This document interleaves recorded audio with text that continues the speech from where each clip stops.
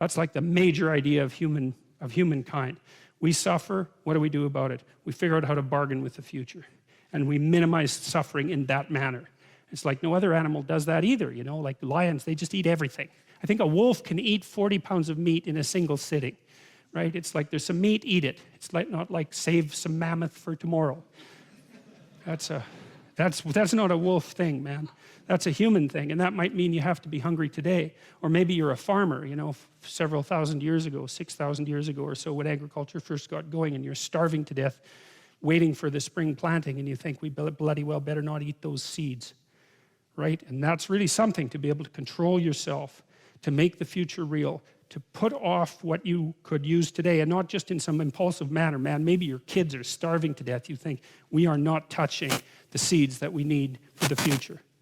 And for human beings to have discovered that, and then to also have figured out that we could bargain with the future, it's like, man, that's something. And I think that the stories that are laid out in this book actually describe, at least in part, the process by which that occurred. The Yahweh stories begin with Genesis 2:4. This is the account of the heavens and the earth, wind. So there's two real creation stories at the beginning. The newer one, which is the first one, and the older one, which is the second one. And the older one begins in chapter 2, and that's the story that we are getting into now. Adam and Eve are in that, Cain and Abel, Noah at the Tower of Babel, in the Yahweh strand, Exodus, Numbers along, and there's some of the priestly version in there too, as well as the 10 Commandments. Well, there's some lovely representations of paradise. This is Garden of Earthly Delights. What's his name? Say that. Bosch, yes, Hieronymus Bosch. Yes, a crazy. I mean, how he didn't get burnt at the stake is absolutely beyond me. I mean, you know, some of you know about Salvador Dali. I suppose most of you do. I mean, Dali's a piker compared to Hieronymus Bosch, man. You could spend, because there's 3 pieces of this particular painting, you could spend a very bizarre and surreal month looking at that painting. I don't know what it was with Bosch, but he was some sort of creature that only popped up once, and probably for the best. And so there's been very many representations of paradise. I mean, God only knows what that is. It's like, I could probably guess, but I won't. And then look, I mean, that's the lion lying down with the lamb, right? So that's this idea that's maybe projected back in time, that there was a time, or maybe will be a time, when the horrors of life are no longer necessary for life itself to exist, right? And the horrors of life are, of course, that everything eats everything else, and that everything dies, and that everything's born, and that the whole bloody place is a charnel house, and it's a catastrophe from beginning to end. And this is the vision of it being other than that. And you know, there's a strong idea. This was also implicit in the alchemical ideas, and I think it's also implicit in the scientific revolution, that human beings can interact with reality in such a way so that the tragic and evil elements of it can be mitigated, and so that we can move somewhat closer to a state that might be characterized, well, that's obviously imagistic, but it might be characterized by something like that, where we have the benefits of actual existence without all of the catastrophe that seems to go along with it. And Carl Jung, when he wrote about the emergence of alchemy, or the emergence of science from alchemy, he thought of science as being motivated by a dream, because for Jung, the dream was the manifestation of the instincts. It was the boundary between the instincts and thinking. He said, well, science is nested inside a dream. And the dream is that if we investigated the structures of material reality with sufficient attention and truth, that we could then learn enough about material reality to alleviate suffering, right? To produce the philosopher's stone, to make everybody wealthy, to make everybody healthy, to make everyone live as long as they wanted to live, or perhaps forever. That's the goal, to alleviate the catastrophe of existence. And that idea, the idea that mysteries, the solution to the mysteries of life that might enable us to develop such a substance, or let's say a multitude of substances, provided the motive force for the development of science. And Jung traced the development of that motive force really over 1,000 years. And if you're interested in reading his books on alchemy, which are extraordinarily difficult, and that's really saying something about Jung, because all of his books are difficult, and then the books on alchemy, they kind of take a quantum leap. That's actually a very small leap, so I shouldn't say that. They take a massive leap into a whole different dimension of complexity, but that's what he was trying to get at. He went back into the alchemical texts, and interpreted them as if they were the dream on which science was founded. And Newton was an alchemist, by the way. I mean, Jung's hypotheses are certainly well supported by the historical facts. Science did emerge out of alchemy. The question is, what were the alchemists up to? And they were trying to produce the philosopher's stone, and that was the universal medicament for mankind's pathology. Jung felt that what had happened was that, you know, Christianity had promised that, the cessation of suffering, promised it for 1,000 years, and yet suffering went on unabated.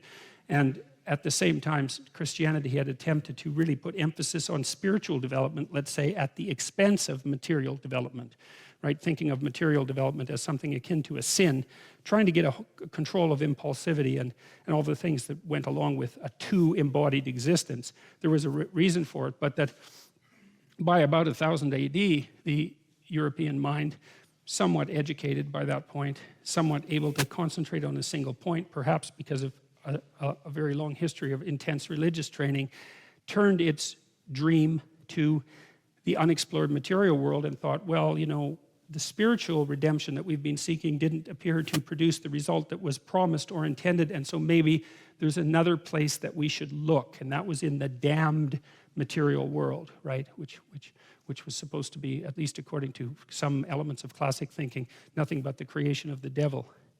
So, but the point I'm making is that, you know, it's very difficult to underestimate the amount of human motivation that's embedded in the attempt to alleviate suffering, to eradicate disease, to help people live a healthy life, and well, that's the disease, obviously, but to live a long life as well and to make things as peaceful as possible. I mean, you can be cynical about people and you can talk about them as motivated by power and being corrupt and all of those things are true, but you shouldn't throw away the baby with the bathwater, because we have been striving for a very long time to set things right, and we've done actually not too bad a job of it for half-starving, crazy, insect-ridden chimpanzees with lifespans of 50 to 70 years. So, you know, we could deserve a bit of sympathy for our position as far as I'm concerned. So,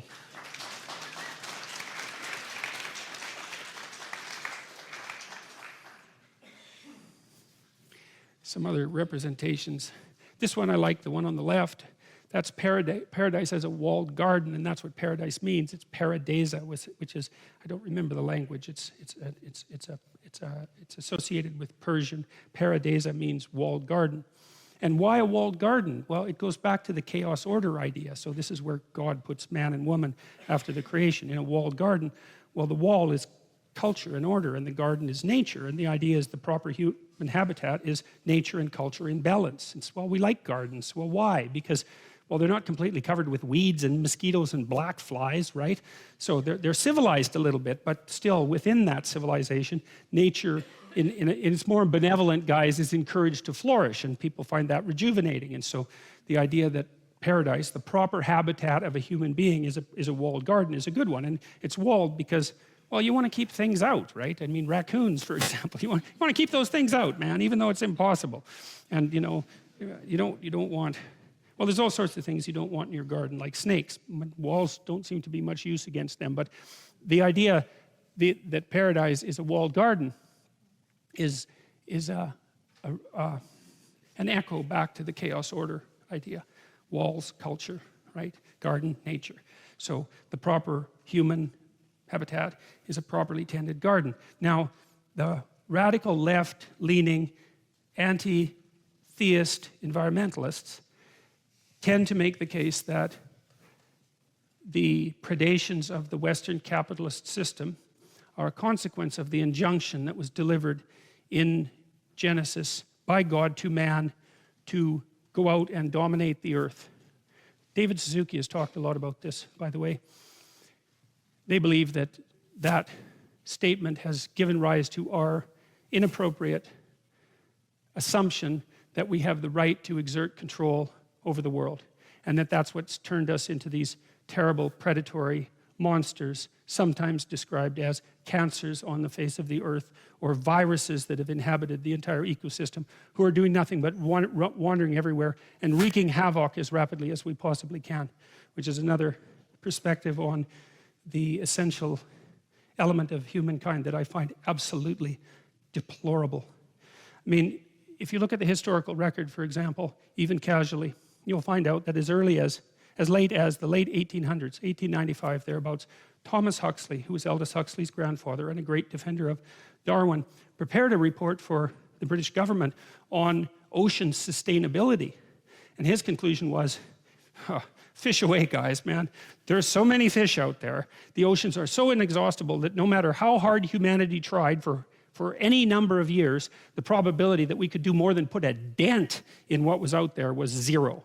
Now, Huxley turned out to be wrong. He didn't realize that our population was going to spike so dramatically, partly because we got a little bit rich and our children stopped dying at the rate of like 60% before they were 1 year old. And, you know, we actually managed to populate the Earth with a few people, but it wasn't really until 1960 or so that we woke up to the fact that there were so many of us that we actually had to start paying attention to what we were doing to the planet. And that's like, what, 50 years ago? Well, we've just started to develop the technology, the wherewithal to understand that the whole world might be well considered a garden, and we need to live inside the proper balance between culture and order, or culture and chaos. Before that, we were spending all of our time just trying not to die, and usually very unsuccessfully. So I don't agree with that interpretation of the opening sections of Genesis.